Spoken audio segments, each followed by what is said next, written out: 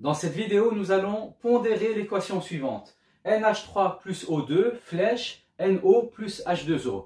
Eh bien, nous allons structurer notre exercice en le faisant par étapes. La première étape est de faire un état des lieux, donc compter le nombre d'atomes que l'on a dans chaque formule moléculaire. Eh bien ici, je peux voir que j'ai au niveau des azotes, j'ai un atome d'azote. Au niveau des hydrogènes, eh bien, j'en ai 3.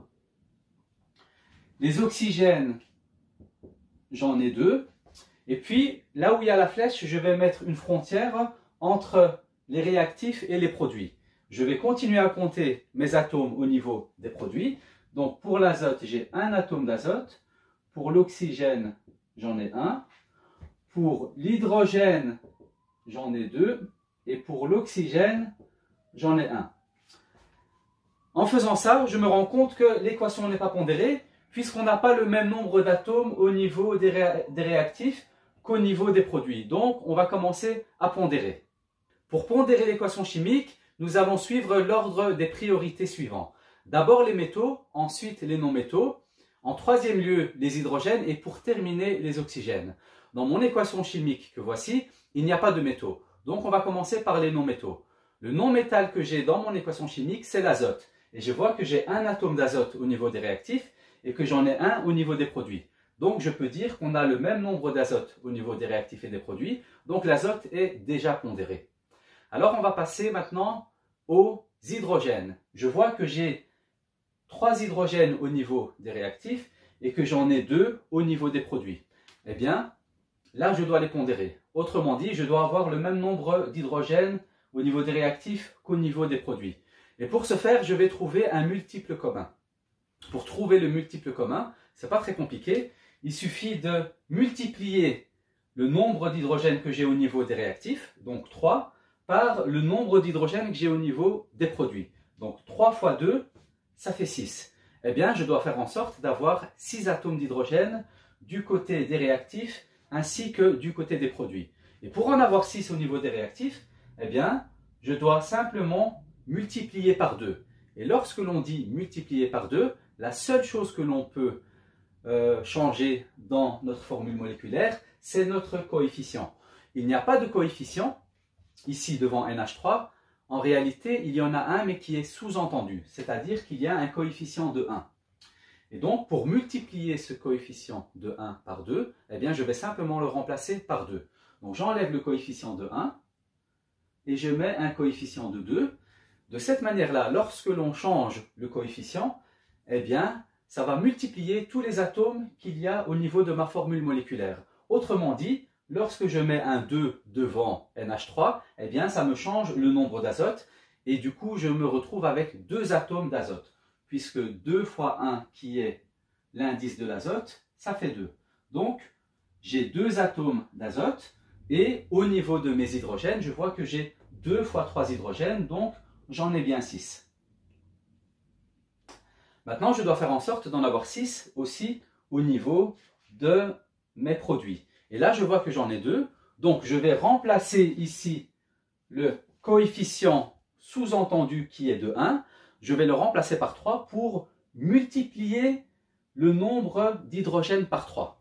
Donc, je change de coefficient, je mets un coefficient de 3 et je me retrouve avec 3 fois 2 hydrogènes. Et là, je vois que j'ai 6 oxygènes. Mais attention, il faut compter le nombre d'atomes jusqu'au bout de la formule moléculaire. Donc j'ai 3 fois 1 atome d'oxygène et donc ici j'ai 3 atomes d'oxygène. De cette manière-là, j'ai pondéré mes hydrogènes et j'ai choisi un multiple commun qui est de 6. Et maintenant, mes atomes d'hydrogène sont bien pondérés. Nous avions dit précédemment que lorsque l'on pondère les hydrogènes, eh bien, on doit passer à la pondération des oxygènes. Mais ici, ce n'est pas tout à fait le cas, parce que lorsque l'on a pondéré les hydrogènes, eh bien, on a changé le nombre d'azote. Ici, on voit que le nombre d'azote n'est pas pondéré, puisqu'on a changé le coefficient devant NH3. Alors, avant de passer à la pondération des oxygènes, on va revenir en arrière et on va recommencer le processus en pondérant les non-métaux. je vois que j'ai 2 azotes du côté des réactifs et que j'en ai un au niveau des produits. Eh bien, je vais les pondérer en changeant le coefficient qui est sous-entendu de 1. Eh bien, je vais le changer de telle sorte à avoir 2 atomes d'azote. Donc, je vais enlever le coefficient de 1 et je vais mettre un coefficient de 2. De cette manière-là, j'ai 2 fois 1 azote, donc je me retrouve avec 2 azotes. Et puis on continue à compter le nombre d'atomes qu'il y a dans ma formule moléculaire. J'ai 2 fois 1 oxygène, eh bien je me retrouve avec, cette fois-ci, 2 oxygènes. Et de cette manière-là, j'ai pondéré les azotes, puisque nous avons 2 atomes d'azote au niveau des réactifs, et qu'on en a 2 au niveau des produits. Très bien. Maintenant que les non-métaux sont faits, on va revérifier les hydrogènes. Au niveau des hydrogènes, je vois que j'ai 6 atomes d'hydrogène du côté des réactifs et que j'en ai 6 au niveau des produits. Eh bien maintenant, nous pouvons passer à la dernière étape, celle de la pondération de nos atomes d'oxygène. Eh bien, pour pondérer les atomes d'oxygène, nous devons dans un premier temps analyser la situation. Nous voyons que nous avons 2 atomes d'oxygène au niveau des réactifs, mais au niveau des produits, nous voyons que nous en avons 2 plus 3. Eh bien, ça me fait un total de 5 atomes d'oxygène. Donc, je note ici en rouge que j'ai 5 atomes d'oxygène. Donc, 2 atomes d'oxygène au niveau des réactifs, 5 au niveau des produits. Eh bien, je dois trouver un multiple commun. Pour trouver le multiple commun, je vais simplement multiplier le nombre d'atomes que j'ai au niveau des réactifs avec celui que j'ai au niveau des produits. 2 fois 5, ça me fait 10. Eh bien, je dois faire en sorte d'avoir 10 atomes d'oxygène de part et d'autre de ma flèche de réaction chimique. Eh bien, ici, pour en avoir 10, puisque j'en ai 2, je dois multiplier ça par 5. Donc, pour multiplier ça par 5, on ne peut changer que le coefficient. Sachant que le coefficient ici est de 1, puisqu'il est sous-entendu, eh bien, je vais le remplacer par un coefficient de 5. Alors, j'enlève mon coefficient de 1, je mets mon coefficient de 5, et puis, pour compter, je fais coefficient fois indice, ça me fait bien 10 atomes d'oxygène. Donc, au niveau des réactifs, j'en ai bien 10. Très bien. Maintenant, au niveau des produits, je dois faire en sorte d'en avoir 10. Sachant que j'en ai 2 ici, et que j'en ai 3 là, eh bien, ce que je vais faire, je vais multiplier par 2 chacun des nombres d'oxygène. Je dois faire en sorte d'en avoir 4 ici, et là, je vais faire en sorte d'en avoir 6. Puisque lorsque l'on compte 4 plus 6, ça me fait bien 10. Donc de cette manière-là, j'en aurai 10 de chaque côté de la flèche de mon équation chimique. Alors, pour en avoir 4, alors que j'en ai 2 à la base, eh bien, je dois multiplier par 2. Qu'est-ce que je vais multiplier par 2? Je vais multiplier par 2 le coefficient. J'ai un coefficient de 2, je vais le multiplier par 2, donc ça fait 2 fois 2, je me retrouve avec un coefficient de 4. Lorsque je mets mon coefficient de 4, je me rends compte que le nombre d'azote change, puisque j'ai 4 fois 1 azote. Ça me fait donc 4 atomes d'azote.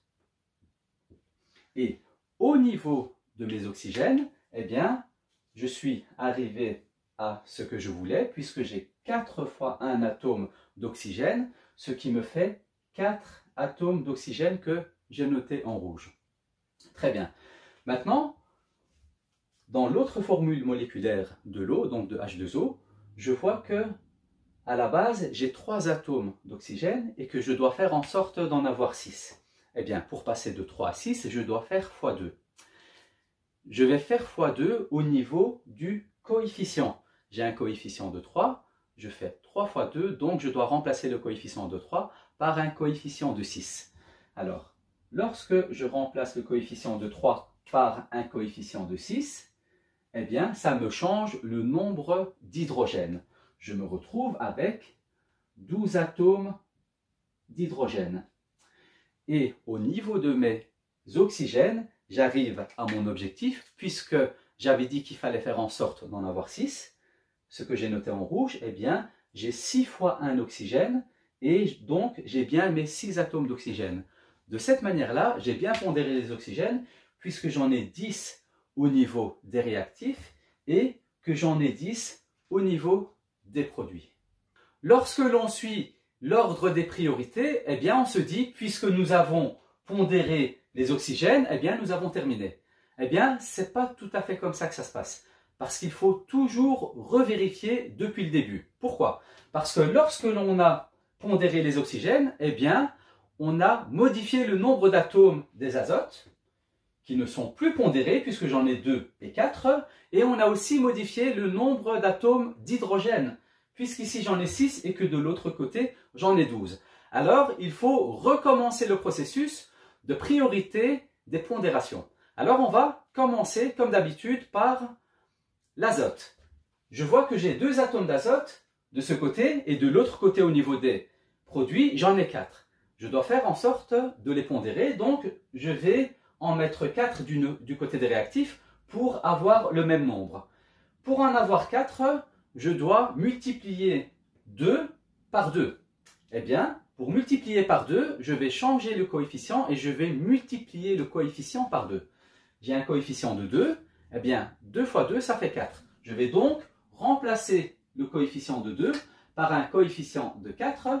Lorsque je fais ça, eh bien, je recompte le nombre d'atomes que j'ai dans ma formule moléculaire et je vois que j'en ai 4 fois 1, donc ça me fait 4 atomes d'azote.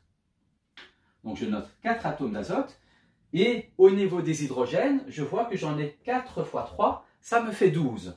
Alors là, je change le nombre d'hydrogènes et j'en mets 12. De cette manière-là, nous voyons que nous avons pondéré les atomes d'azote et que en même temps, les atomes d'hydrogène se sont aussi pondérés. Alors, pour être sûr et certain, on revérifie tout.